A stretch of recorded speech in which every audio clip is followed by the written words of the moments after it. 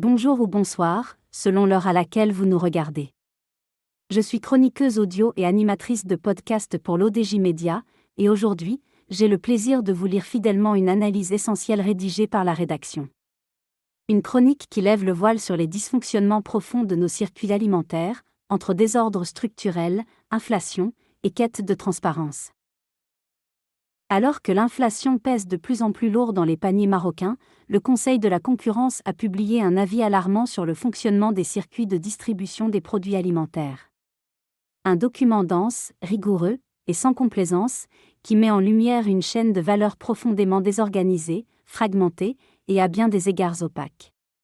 Loin d'être une simple analyse technique, ce rapport constitue un miroir tendu à un secteur vital, mais largement délaissé par les politiques publiques. La rédaction ajoute ensuite : depuis 2020, l'envolée des prix alimentaires n'a cessé de s'amplifier. Portée par des chocs exogènes Covid-19, guerre en Ukraine, sécheresse, l'inflation a atteint 6,6% en 2022 et 6,1% en 2023. Mais au-delà de ces facteurs extérieurs, l'avis a 25 pointe des causes internes, comme la structure des circuits de distribution, qui participent activement à l'augmentation des prix. Au Maroc, le parcours du produit vers le consommateur alourdit parfois son coût plus que sa production elle-même. La rédaction affirme que pour lui. En comparant les prix des parts usines et les prix finaux, notamment pour le lait, les pâtes, le couscous ou les conserves végétales, le Conseil montre que les marges captées par les intermédiaires sont souvent excessives. La fragmentation du commerce traditionnel, la concentration de la grande distribution et l'absence de régulation des marges dites « arrière » pratiquées par les grandes surfaces aggravent cette situation. La rédaction pense que le commerce et la distribution alimentaire représentent 84 milliards de dirhams de valeur ajoutée, soit le troisième contributeur au PIB après l'agriculture et l'industrie. Le secteur emploie 1 560 000 personnes, soit 13% de la population active. Pourtant, il reste éclaté, d'un côté, une distribution traditionnelle, épicerie, souk, grossiste, toujours dominante. De l'autre, une distribution moderne, concentrée entre quelques grandes enseignes. Une cohabitation difficile, mal encadrée.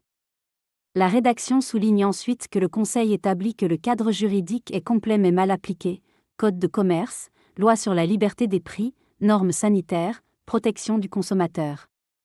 Mais tout cela reste dispersé. Côté fiscal, aucune incitation ne favorise la structuration ni la transparence. Les données fiables manquent, ce qui empêche toute gouvernance efficace. La rédaction développe ensuite les marges arrière, ces commissions exigées par les distributeurs en échange de référencement ou de mise en rayon, peuvent représenter jusqu'à 40% du prix d'un produit. Ces pratiques, non encadrées légalement, renforcent les distorsions de concurrence. Les petits fournisseurs sont exclus, les grandes marques répercutent les coûts, et le consommateur paie la note. La rédaction indique aussi que, malgré sa fragilité, le commerce traditionnel épicier, vendeur de souk, petit grossiste reste un pilier du système, notamment dans les zones rurales.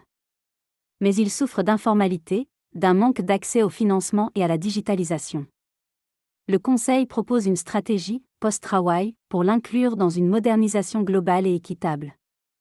L'auteur insiste sur le fait que la multiplicité des acteurs publics nuit à la coordination, industrie, intérieur, agriculture, ONSA, chambre de commerce. Le Conseil appelle à créer une instance unique de pilotage pour planifier, suivre et évaluer les politiques de distribution.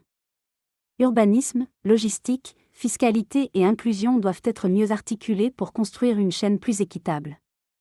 La rédaction de l'ODJ Média conclut en proposant les mesures suivantes. Tout d'abord, il faut encadrer les marges arrière, planifier l'urbanisme commercial, créer un observatoire des prix, digitaliser le commerce traditionnel, réorganiser les chaînes logistiques et mieux encadrer les relations distributeurs-fournisseurs. Un véritable agenda de réforme pour une distribution plus juste et transparente. Merci de nous avoir suivis jusqu'au bout de cette chronique, que j'ai pris soin de vous lire mot à mot, dans le respect total des propos de la rédaction, son auteur. Le Conseil de la concurrence nous livre ici un document capital pour penser l'avenir de notre souveraineté alimentaire. Je vous donne rendez-vous très bientôt pour une nouvelle lecture éclairante, ici même sur l'ODJ Média.